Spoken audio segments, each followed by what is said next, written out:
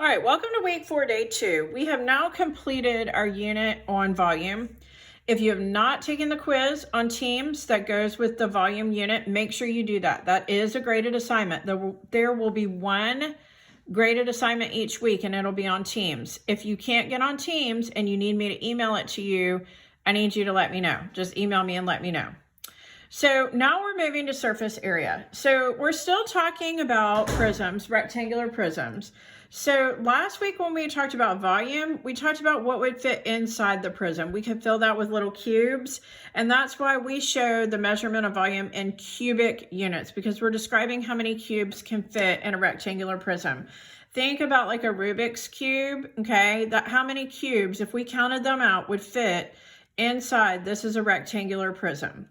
But today we're doing surface area, and surface area is different than volume. Surface area is exactly what it sounds like. It's the area of the surface of the shape. So imagine if this were a gift and I were going to cover it with wrapping paper and I didn't have any paper that overlapped. How much wrapping paper would I need to cover the whole prism? Well, to do that, we use something called a net.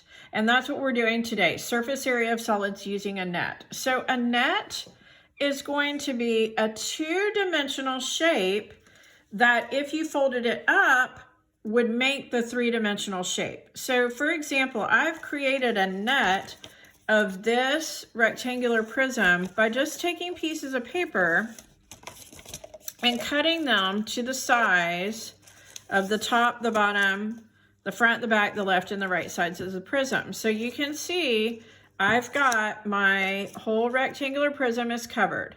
And when I unfold my paper, I'm going to get what we refer to as a net of this shape. Okay, so you can see my net, and I have some measurements written on it. Don't worry about that right now, but this is a net of our shape.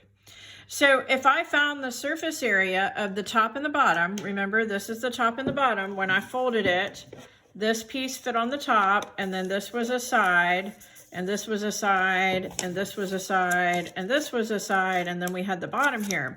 So if I found the area of each piece, the top and the bottom, the front, the back, the left, and the right sides, I would have the area, the surface area of my whole prism.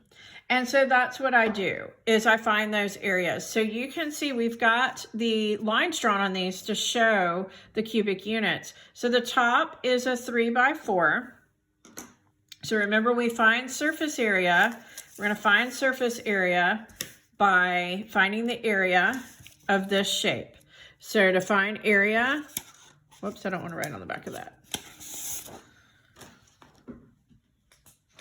All right, to find area, we want to multiply the base times the height or the length times the width, however you want to say it. So this is a 3x4. So the area of that is 3x4 or 12. Well, the top is going to match the bottom. It's going to be the same, so they're both 12.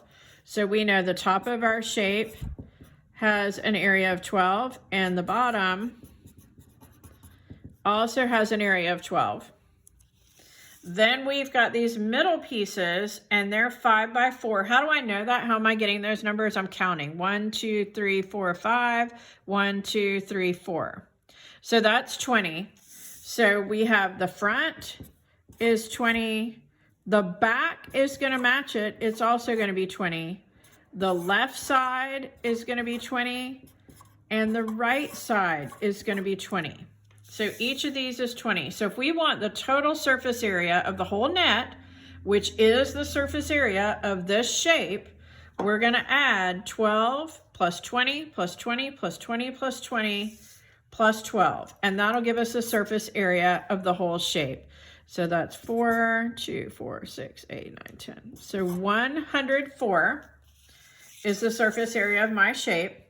So this prism has a surface area of 104 square units. So we say square because we're describing the number of squares that cover that shape. So we're not doing cubic units anymore, it's square units. And you can write it like that, or you can write it like this. with the little 2. Remember, that means square. Okay? All right, so your practice problems today are on a sheet that has, I set them aside and I lost them. Hang on just one second, guys. I'm sorry, I'm not very organized today. They're on a sheet that looks like this.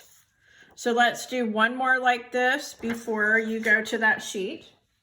So we have this picture here, and I'm not sure if you can see the lines on this, but we've got the little squares. This is kind of what your homework looks like. So we would count 2 squares and 8. So this is a 2 by 8. So we multiply 2 times 8 to get 16. So this is the top of our shape. This is going to match that. This is also going to be 16. Okay, these are both 16. So now we have the sides, which are 2 by 4. So that's going to be 8. 2 by 4 is 8. And both sides are 2 by 4. They're both 8.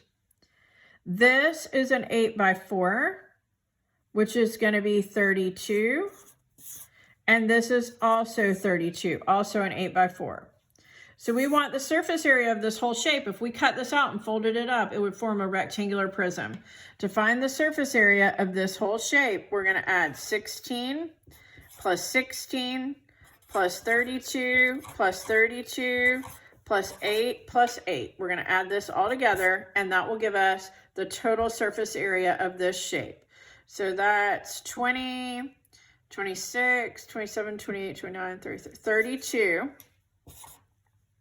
3, 4, 5, 6, 7, 8, 9, 10, 11, 112. So this rectangular prism has a surface area of 112 square units. 112 square units. Okay, so the practice problems that you're going to do, again, look like this. If you have questions about this, email me. This is a little bit harder than what we did last week. And notice that these shapes would form rectangular prisms. This one would not. This one would form a different kind of shape. You still have faces. We just have 5 of them.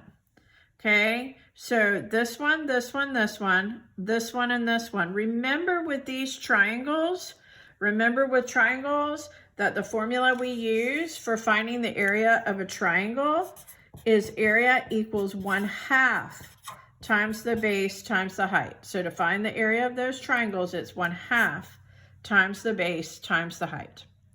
All right, email me if you have questions, do the practice problems, and check them.